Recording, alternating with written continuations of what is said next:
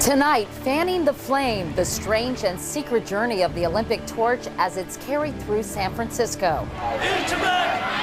Protesters face police as the run is rerouted and cut short. I'm Katie Couric, also tonight stranded at the airport. It's American Airlines' fault, not the FAA. More than 1,000 flights canceled, 100,000 passengers stuck as American Airlines grounds a third of its fleet. Fancy dinners, expensive booze, cameras, iPods, lingerie. Federal workers go on a shopping spree, sticking you with the bill. And hoops of hope, a 13-year-old with big dreams for a better world. This is the CBS Evening News with Katie Couric. Good evening, everyone. It is supposed to be a symbol of peaceful competition, bringing nations together. But in recent days, the Olympic torch has become a focal point for anti-Chinese protests. Today, it made its only U.S. appearance before the Beijing Games amid a security clampdown usually reserved for presidents or popes. Thousands gathered along San Francisco's waterfront to see it, but authorities were so concerned the torch relay would be disrupted that they made an abrupt change of plans. Bill Whitaker is in San Francisco tonight. Bill, good evening. Good evening, Katie. If you can see and hear behind me, it almost sounds like a party. But I think it's fair to say that earlier today, almost everybody in the city thought that this day would end on a sour note of political confrontation. But then some fancy footwork by the city. They changed the route that the torch would run, and it seems to have diffused the situation.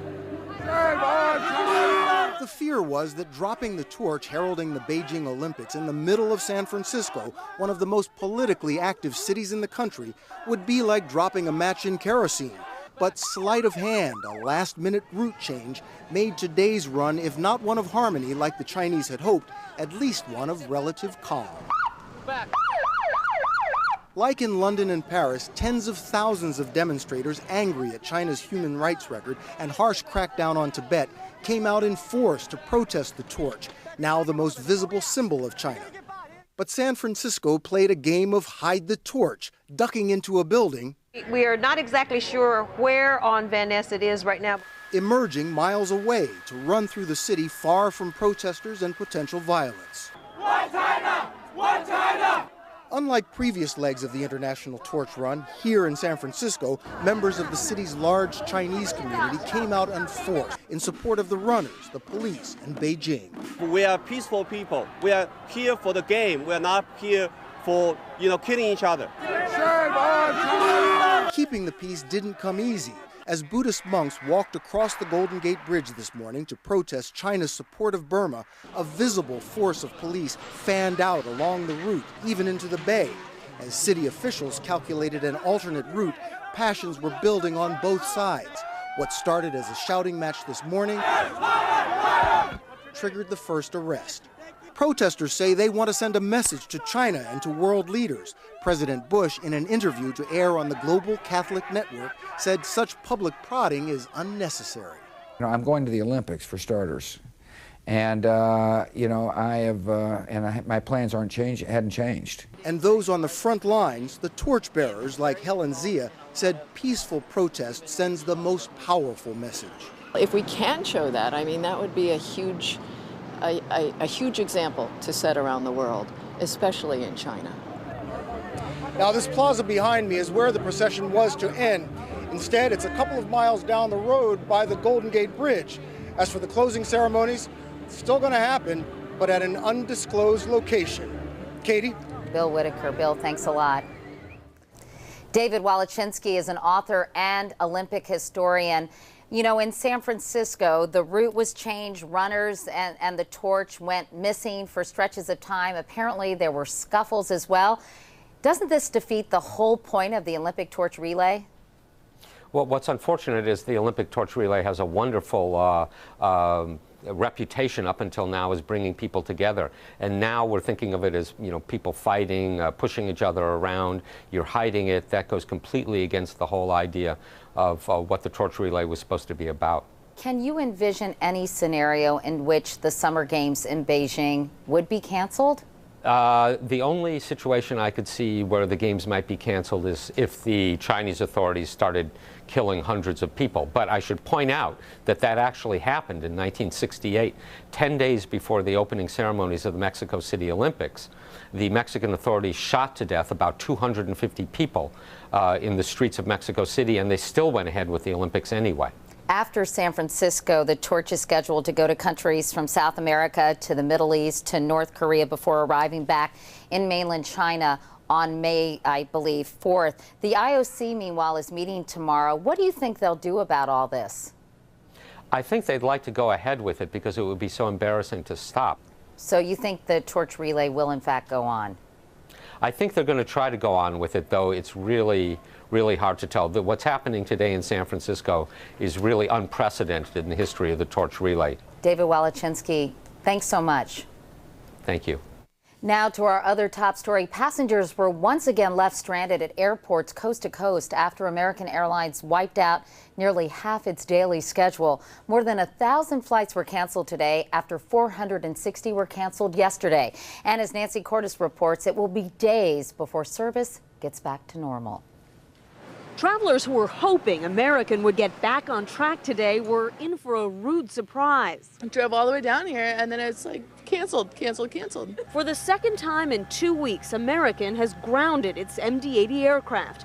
This time, all 300 of them, after the FAA determined that the fixes it made last time to wiring in the plane's wheel wells weren't done properly. We decided what we had to do was stop flying the aircraft until we had met those guidelines. American says it wasn't a safety hazard, but an FAA directive warns that if not tied up properly, those wires could short and cause a fuel tank explosion and consequent loss of the airplane. It's your fault. It's American Airlines' fault, not the FAA. Your fault. I know you can't answer. I don't know what to You're tell a you. ticket agent. Now, American is struggling to rebook the more than 100,000 passengers who were left stranded today. Hardest hit, Dallas and Chicago. There was just no organization here. And they said tomorrow morning we might be able to get a flight, but we might not. Free snacks have done little to improve the mood at the nation's airports. I don't want a donut and a cup of coffee. I want to get through this line. American had initially predicted it would take only 15 minutes to check and fix each airplane, but as of this morning, only 30 MD-80s were back in the sky, and at that rate, Katie, it's going to be another miserable day for passengers on American tomorrow. And clearly, Nancy, lots of frayed tempers for the thousands of passengers who have been stranded. Who's paying for things like hotel rooms and rebooked flights? Well, American is paying for some food, it's paying for rebooking the flights, and it's paying for some hotels for passengers who have to spend the night, but certainly not all. And flights are so full right now that it's very difficult to get a passenger who's been stranded on the next flight out. How do you put a price tag on someone getting to their vacation or their business meeting 2 days late? All right, Nancy Cordes at New York's LaGuardia Airport tonight. In West Texas, the state's biggest child abuse case ever went to court today without the alleged victims. Instead, lawyers for a polygamous sect argued that the state police search of his compound was illegal. More than 400 children are waiting to see what happens next. Here's Hari Srinivasan. From a distance, there are few clues of the turmoil and uncertainty facing the women and children removed from the polygamist ranch near El Dorado. At the fort where they're being detained, toddlers attend classes on porches. Little girls skip rope and wave to friends. Meanwhile, the first of the legal proceedings that will decide their future began across town.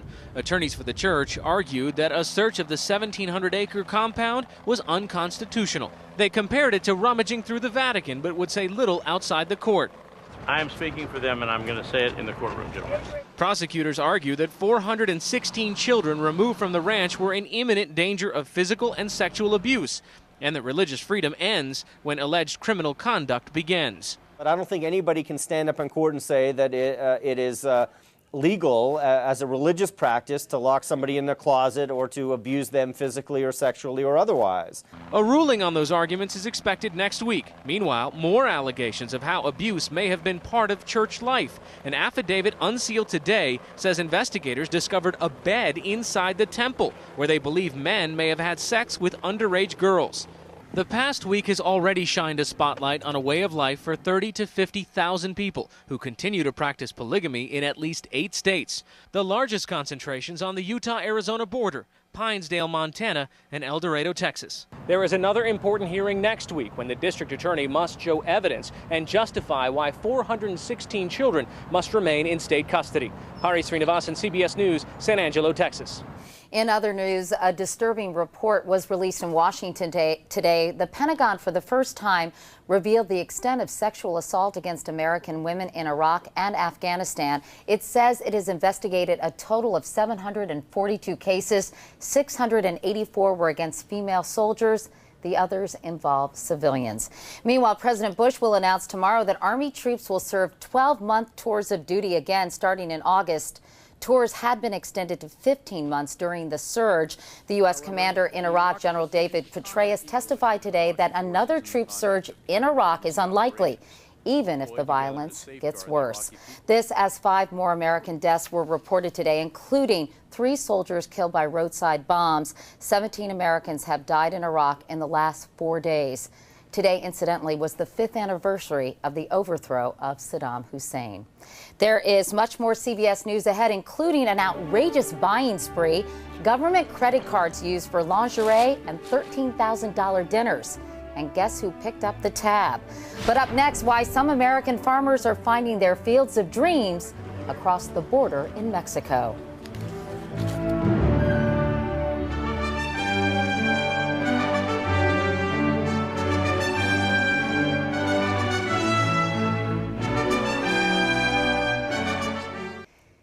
There is evidence that fewer immigrants are trying to get into this country illegally from Mexico. In a new report, the Border Patrol says arrests are down 17% in the past year. Fewer than 350,000 have been made in the last 6 months. Experts cite beefed up security and the economic downturn as 2 reasons. But this has led to fewer workers on American farms and some farmers going where the workers are. John Blackstone continues our series, Immigration Nation. The Mexican state of Guanajuato has fertile land and a mild climate.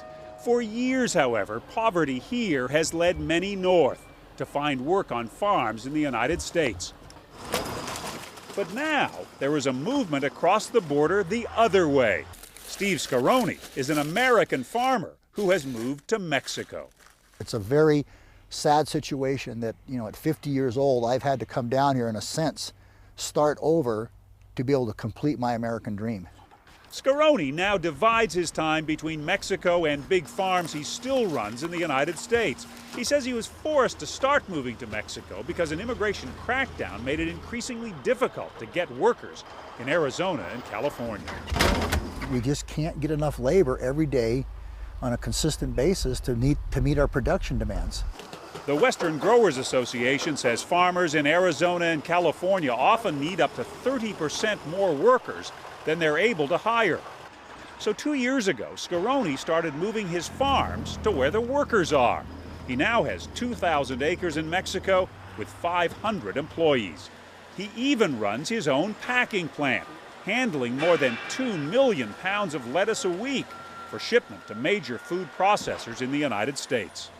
The lettuce processed and packed here today will be across the U.S. border by tomorrow morning. With the lettuce crossing the border, the workers don't have to, as American companies provide jobs here in Mexico.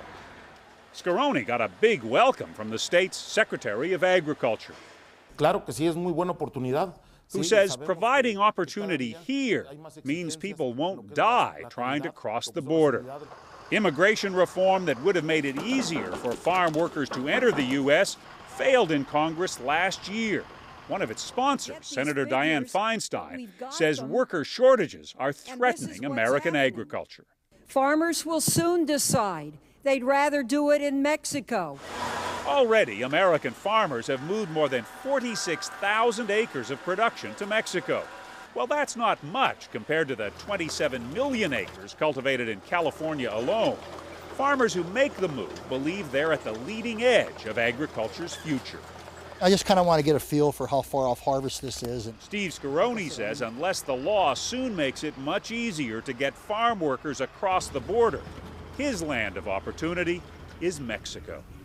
John Blackstone, CBS News, San Miguel de Allende, Mexico. And coming up next, how you helped a federal worker pay his $3,000 bar tab. Now, here's a story that might have taxpayers wondering who's minding the store. An audit has found widespread abuse of government credit cards, with some employees using them to buy much more than paper clips and Post-its. And what they're buying is just the beginning. Chip Reed has details. When U.S. Postal Service officials took dozens of corporate clients to dinner, they did it in style. At an upscale steakhouse, the bill for 81 people was a staggering $13,500. The drink tab alone, $3,000, including 40 expensive bottles of wine and top-shelf liquors. All of it paid for with a government credit card courtesy of you, the taxpayer. It's just one of dozens of examples of credit card abuse detailed in a new government report. A U.S. Forest Service employee used her card to funnel $642,000, money intended to fight forest fires, to her boyfriend, who used it for everything from gambling to shopping. Minnesota Senator Norm Coleman requested the investigation. These things were being paid for at government expense, taxpayer expense, government purchase cards, and nobody looked at a bill. No one looked at the bill when a State Department employee charged $360 for lingerie from Seduction Boutique. No one noticed when $1,100 was charged to an online dating service for married people. And more than $2 million in computers, digital cameras, and iPods seems to have simply disappeared. 300,000 federal employees have government credit cards. When you have so many people who work, most of them are good and do a great job, but you got one or two bad apples that spoil it for the whole bunch. There's new evidence of bad apples online, too. Another government report due out tomorrow finds sensitive and stolen U.S. military equipment for sale on popular websites eBay and Craigslist. Undercover investigators had no trouble buying night vision goggles, body armor, Army uniforms, even parts for an F-14. Administration officials say the bad news in these reports is that federal employees are abusing their public trust. The good news is that their wrongdoing has been exposed. Chip Reed, CBS News, Capitol Hill. Now turning to medical news, researchers say a disease that many thought was disappearing is back, mumps. From 2000 to 2005, there were fewer than 350 cases a year. But in 2006, there was a huge jump, over 6,500 cases. Experts believe it's because the traditional two-shot vaccine is not 100% effective, and a third dose may be necessary. Up next, how basketball and a 13-year-old are changing lives thousands of miles away. And we close tonight with the story of a teenager first profiled by CBS Sports, someone who's made plenty of money thanks to basketball. Not for himself, though. As Kelly Wallace reports, he's got a more important hoop dream. People think that kids can't really make a difference and that they should wait until they're older, but that's totally wrong. You can do something as a kid. Austin Gutwein of Phoenix sounds a lot wiser than his 13 years. After an African pen pal encouraged him to find out about the continent, he learned 12 million African children have been orphaned by the HIV/AIDS epidemic. I just kept thinking about what it would be like if I lost my parents, and I just decided, you know what, I just gotta go out and do something. So Austin created Hoops of Hope, a charity for African orphans that in just 4 years has raised $350,000, one foul shot at a time. There wasn't a high school within 60 miles. Chwachianda, Zambia is a world away from Phoenix. Here, 20% of the children have been orphaned by HIV/AIDS. Last fall, Austin and this community became forever linked. When I heard about how far you guys had to walk to go to school, I decided to do something about it. Hoops of Hope paid for a brand new high school. The first lesson? I'm gonna teach you how to shoot, all right?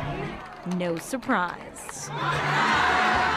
I've never met a young person at that age who could be involved in raising funds for our children here, all the way from America. Austin's next project, paying for a new medical center in Chwachianda. It was amazing just to finally see what we've done and what we're yet to do. Kelly Wallace, CBS News, New York. Good for him. Good for everyone. And that is the CBS Evening News. I'm Katie Couric. Thank you for watching. I'll see you tomorrow. Good night.